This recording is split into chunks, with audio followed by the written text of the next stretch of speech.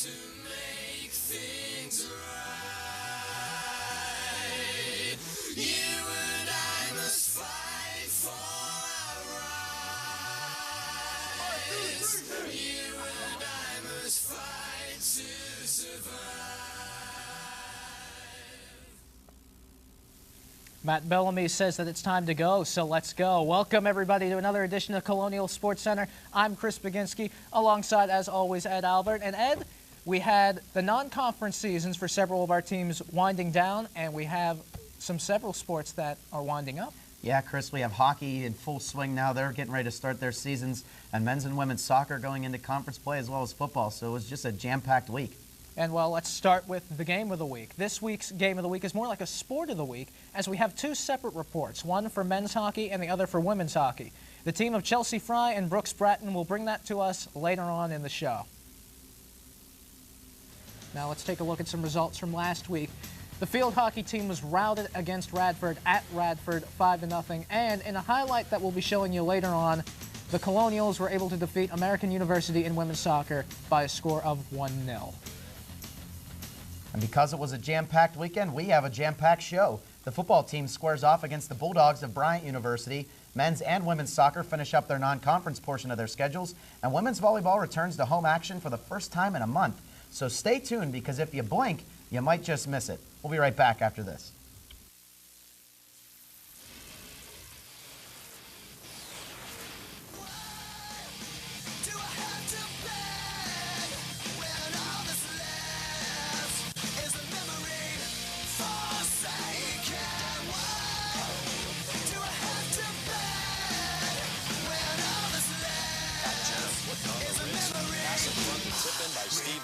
Right down to football. Bryce, a whole lot going on this season. But I can't go back now. And I doubt that our Dean Taylor...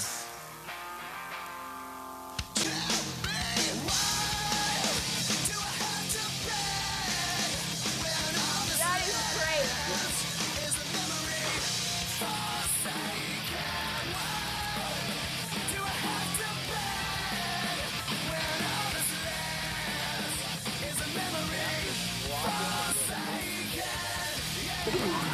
Colonial Sports Center. You ready? After falling to the Dayton Flyers in the home opener, the Colonial football team Northeast Conference play and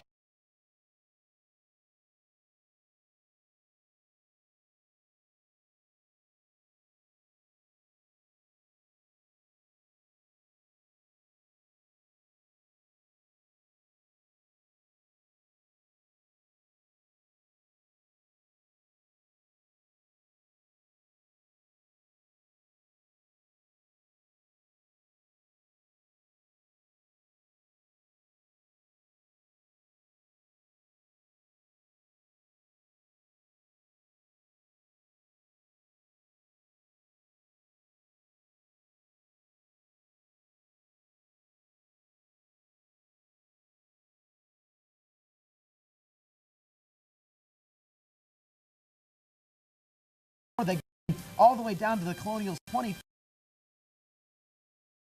This here breaks out of a tackle, another one there, keeps coming, makes another move. Look at the blocking from the receiver, and all the way to the 25-yard line before James Snyder can finally trip him up.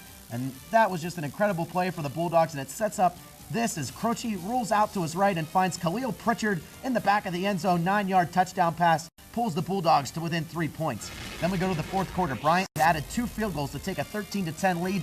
Camden Krause drops back. He's looking for his own Anthony Coleman, and it's picked off by Anthony Castelli, who makes an 18-yard return on that interception to the RMU 16-yard line and puts the Bulldogs in position for this play right here. It's going to be Mike Canfora picking up the 11-yard touchdown, hops in over the pylon, and Bryant goes in front 20-10. And they wouldn't look back, but the Colonials did try to get back into it. As it's Anthony Coleman here again, 38-yard punt, a 37-yard return. All he has to do is beat the punter to go to the end zone. He couldn't do it, but it still energized the team, and it set up this 39-yard Garrett Clausen field goal, and so the Colonials were back to within 7.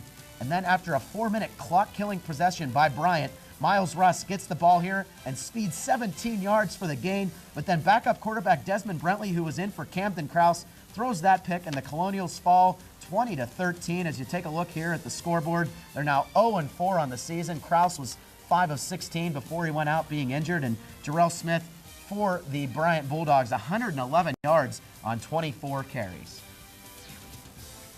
Heading into Friday's game against Buffalo, the Colonials men's soccer team hadn't managed a single point out of the entire season.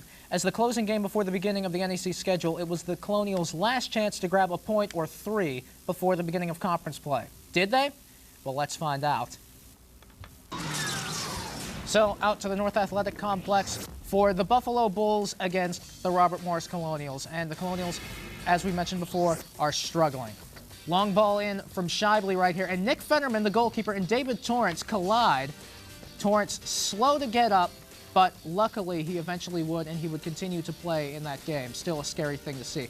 Now, Stefan Thornton with a harsh challenge on Derek Stein. The referee, with ever the sense of fashion, pulls out a card which matches his shirt. And look at that, as Thorson actually lays his hands on the official, a big no-no in any sport. And the referee wants him out of there, and he wants him off the pitch quickly. Now on to some actual play. Alex Myhall and David Torrance here on the near sideline. They get into a little discussion regarding a tackle, and Torrance gets himself into the referee's book. That book would have more words in it than War and Peace by the end of the day. Second half, a free kick taken in minute number 85 goes into the box, 83, pardon, and there's a mad scramble for it, but Lucas Basson puts it past Nick Barber, making it 1-0 to the Bulls. Now, Basson wasn't done, as here's a free kick that he takes from his own side of the pitch. It settles down near Mike Unwin, and it seals it in the 90th minute. 2-0 is your final score of this one. As we take a look at some of the statistics, the Bulls out shooting the Colonials 18-12. Basson had a goal and an assist. David Torrance had 4 shots, 2 of them on target.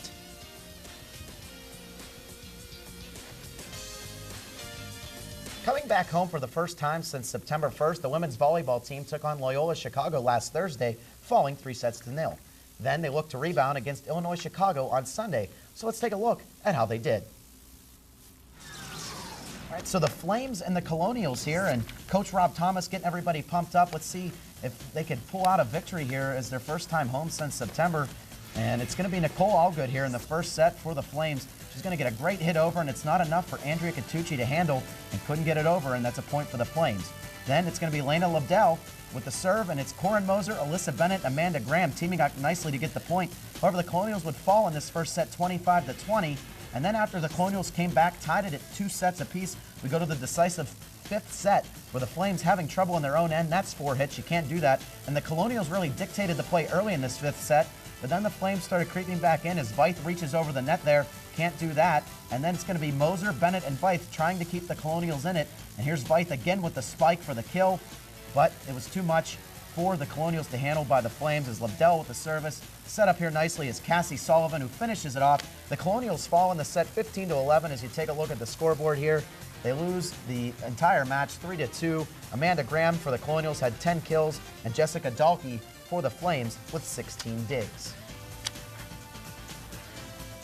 Also occurring on Sunday, the Colonials women's soccer team had one final test before the bulk of the NEC season against American University. Coming off of a loss to cross-state and conference rival St. Francis, PA, the Colonials looked to get back in winning form. Now let's head to the pitch and see if they did. So the Colonials are going to be meeting at the midfield before the match to discuss such matters as what kind of cuisine they will be partaking in following this match. First half. Now the Brits would call this free kick cheeky. Jamie Moore goes through the legs of a teammate. Caggiano's waiting, gets it to Davis, and Davis buries it to make it 1-0 to the Colonials. Now Erin Cook will have a go. Jessica Olin will say no.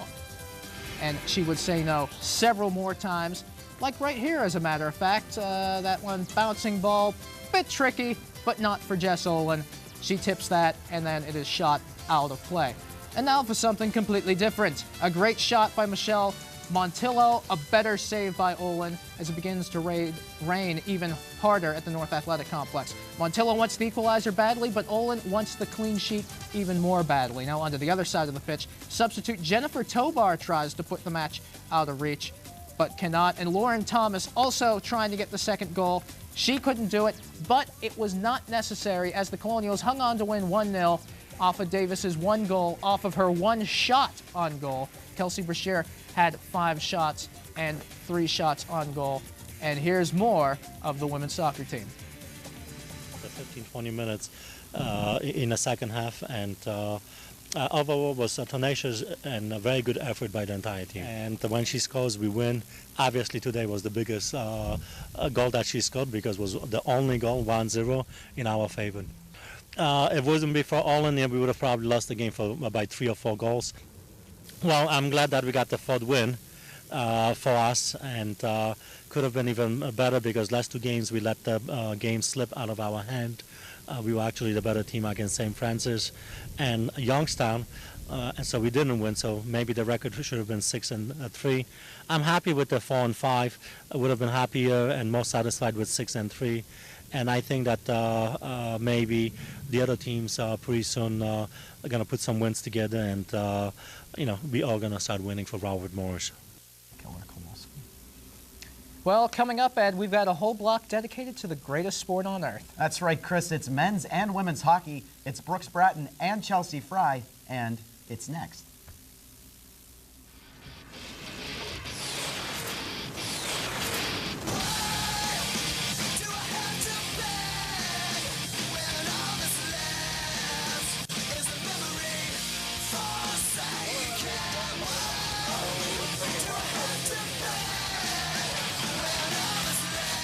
Jenna putting on the Ritz.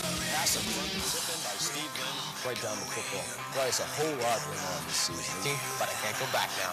And I doubt that our Dean Taylor...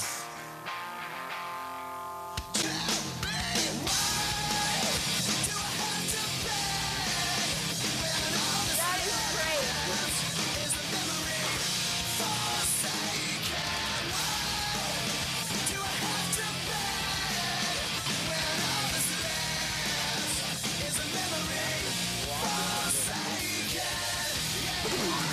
Colonial Sports Center.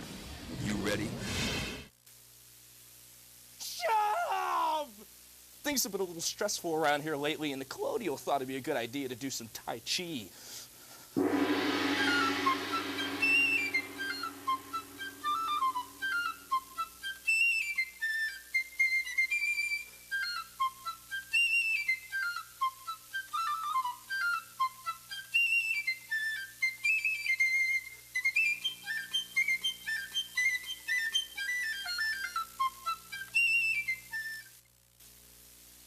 This week in Colonial Sports, the words. Next. She just looks amazing. I can't believe how did she lose all that weight? I am? Oh, excuse me. Today on Colonial Sports Center, we'll have an interview with Next. Next. Colonial Sports Center. You ready? Welcome back to Colonial Sports Center. I'm Chelsea Fry alongside Brooks Bratton. Brooks, it's October, and you know that means it's down to the ice at the Clearview Arena. That's right, Chelsea, and tonight we're going to take a closer look at both the men's and women's hockey teams here at RMU and what we can expect to see in the months ahead. We both had a chance to talk to the head coaches of these teams to help us get an inside look at the lineups for the upcoming Colonials hockey season. Brooks, can you tell us more about the men's hockey team? Sure thing, Chelsea. This upcoming season, the men's team looks to improve upon last year's 10-19-7 record in hopes of grabbing a bid in the NCAA tournament this spring. Head coach Derek Schooley helps preview the months ahead for the Colonials.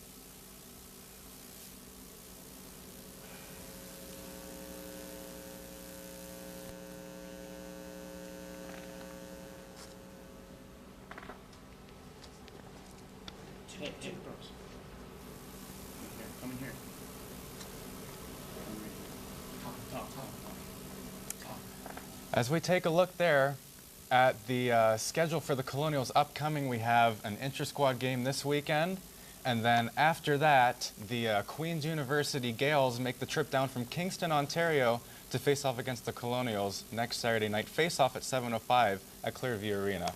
Now here's Chelsea Fry with more on the women's team. We took time out to talk to Coach Nate Handerhan of the women's hockey team about last season's success and what we can hope to see from this year's team.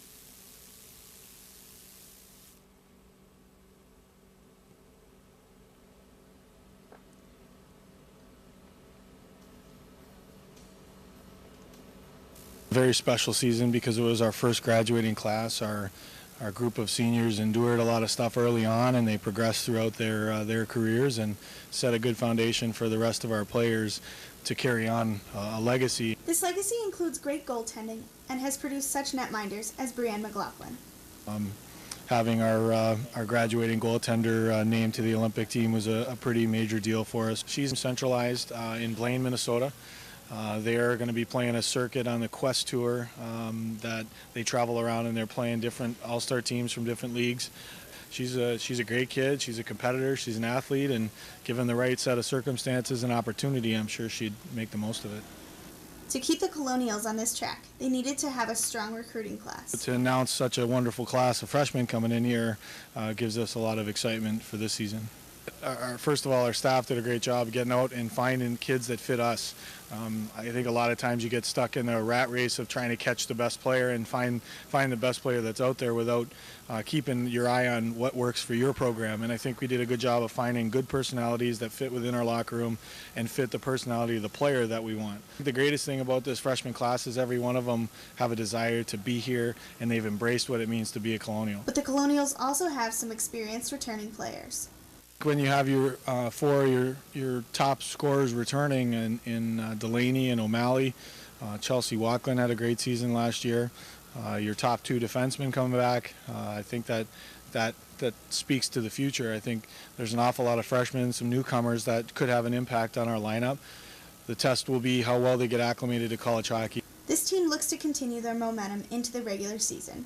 Last weekend was a good test with Wilfrid Laurier, but a little bit different animal going in and playing at Minnesota Duluth this weekend. They're a quality team coached by a nationally recognized coach. They're still a pretty dangerous team, and recently the polls came out. They're picked to be third in the nation this year. So we have our hands full, but again, with a lot of youth, sometimes ignorance is bliss. Let's hope this youthful team can meet the ever-climbing expectations going into this season. This is Chelsea Fry for Colonial Sports Center.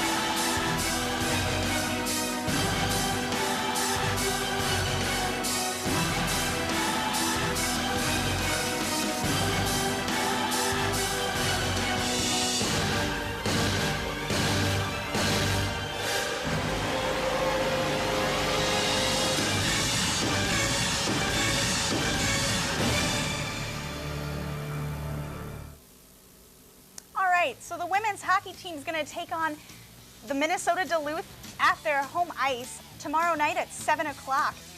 And they're going to follow up with a rematch on Saturday at 4 p.m. Coming up after the break, it's not Mumbo number 5, it's the top 5 plays of the week. It's Showstoppers, and it's next.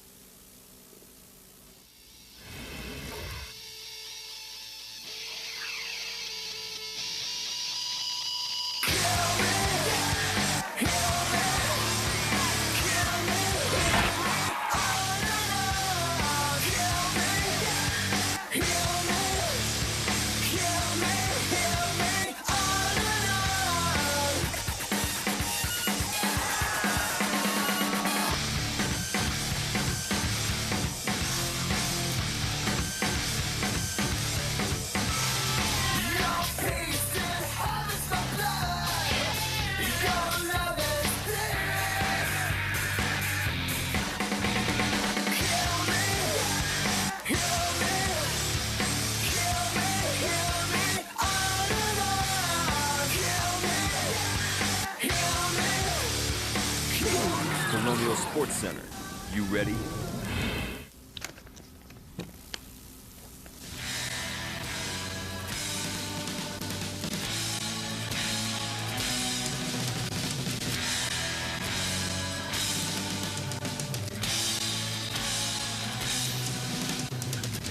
All right, Chris, it's everybody's favorite time of the week. It's Showstoppers. Take it away with number 5. I'm digging the new music selection, and I'm also digging this save by Jessica Olin. The shot from Karen Cook was deflected, but she's able to make the save because that's what good goalkeepers do, Ed. Go back out to the football field, Chris, for number 4. Mike Croce to Mike Canfora. Jumps over the pylon, the 11-yard touchdown pass. That was the go-ahead score for the Bulldogs. They would not look back.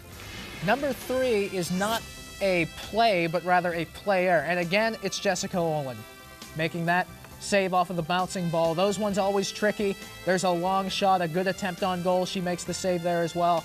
And how about a third? Because good things come in threes, and that is a good save. And a third good save with number 3. What happens when you win, Chris? You get in the top plays. Number 2, it's going to be Camden Kraus to Sherrod Evers, the 30-yard completion. And take another look at this grab. We got to thank Scott Golmick, a former producer of Colonial Sports Center, for the shot.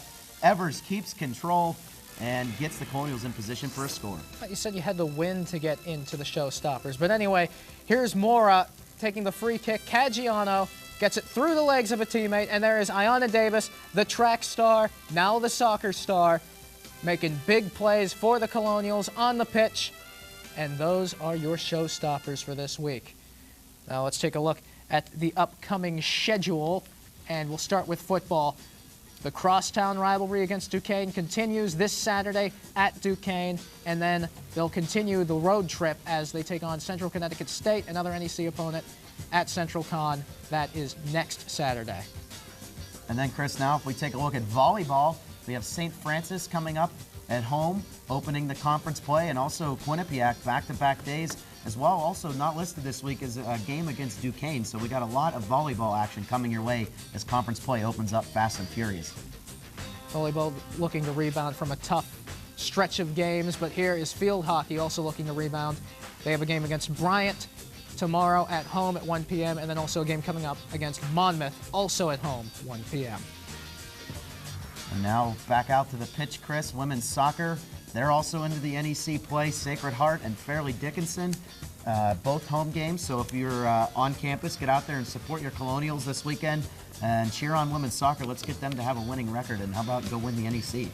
That sounds like a plan. And a team also going into NEC play, still looking for their first win, but it's the conference schedule that's most important rather, is the men's soccer team. They'll be taking on Quinnipiac at 3 p.m. at Quinnipiac, and then at Central Connecticut State Sunday at 1 p.m. And Chris, you can't just watch Colonial Sports Center, so tune on in to RMU Live on Tuesdays at 5:30, produced by the great Chris Walker. It's your campus, local, and world news headquarters right here on RMU-TV, Channel 98, and over on the web at rmulive.com. And it wouldn't be a show without mentioning Prime Cuts Theater. Johann Blitzkrieg, Brian Spencer, Ron McKenzie, and of course Michael Gabriel. Every Friday and Saturday at midnight, it's Prime Cuts Theater. All right, Chris, it was a great show I thought we had tonight. A lot of action, and we couldn't do it without Marty Galosi and the entire RMU Athletic Department, all the teams and coaches. Without you guys, we couldn't put on this great show, so we'd like to thank you for all of your help. Chris, you have anything we'd like to add here tonight? Well, just that hopefully the Colonials football team can get things rolling. The men's soccer team also looking for their first win. So all the students should go out there and support all of the teams because, well, apparently they need some support. We're going to say goodnight, Brazil. We're going to say goodnight, Brazil, and we're going to send it over to Brooks Bratton, who's got a little bit more for us. Good night, everybody. We're back. We're going to try to take a look at men's hockey one more time. I had the chance to talk to Derek Schooley earlier this week, and he helped us out with a preview for the men's team for this upcoming season. Let's take a look at what Coach Schooley had to say. The team last season was a young team, and head coach Derek Schooley says the Colonials look to build on those experiences. Well, we were young, and we started off well, and then kind of hit the skids a little bit and finished well. But we got our young guys a lot of experience, and it was a good growing year for us. And now we need to build on those experiences we gained last year. Obviously, the goals for this season are to capture a national championship, but Coach Schooley views the process one step at a time. I think everybody wants to win your last game, which makes you a champion, but I think there's only one team in the nation that gets to do that. So, I mean, we want to build on where we're going. We want to be peaking at the right time like we were last year, and be ready for the CHA tournament, and hopefully win 2 games at the end and go to the NCAA tournament. Core players are returning this season, including junior defenseman Denny Urban, junior forward Nathan Longpre, and captain Dave Cowan, as well as sophomore goaltender Brooks Ostergaard. Ostergaard last season posted a 5-3-3 record, along with a .917 save percentage and 2 shutouts. Well, we got our first team all-league players returning. Nathan Longpre and Denny Urban are obviously very high-end. Brooks Ostergaard had a good end to his freshman season, was on the all-rookie team, as was James Lyle, and you know, our captain Dave Cowan has done a tremendous job, and we have some other freshmen, Trevor Lewis, and guys that we're looking to take steps forward, but we've got a good core of guys back. Schooley talked about the incoming freshman class and also the depth on the blue line. Well, I mean, freshmen are freshmen. They're learning the game. They're learning the game at the college level.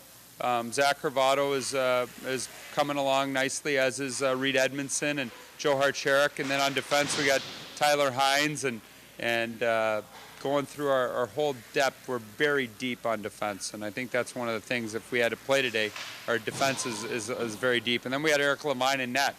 It's a freshman transfer that's going to get some minutes, but obviously Brooks Ostergaard earned his starting job at the end of last year. Former star forward Chris Margot has since moved on. So, where is he now? Where is Chris Margot now? Chris Margot is retired. He is working in California for his dad, and took a job using his Robert Morris business degree. He decided that he had enough playing hockey. The team looks to build on a 10-19-7 record that they posted last season, and if Derek Schooley has anything to do with it, the Colonials hope to be playing well into the spring. I'm Brooks Bratton, Colonial Sports Center.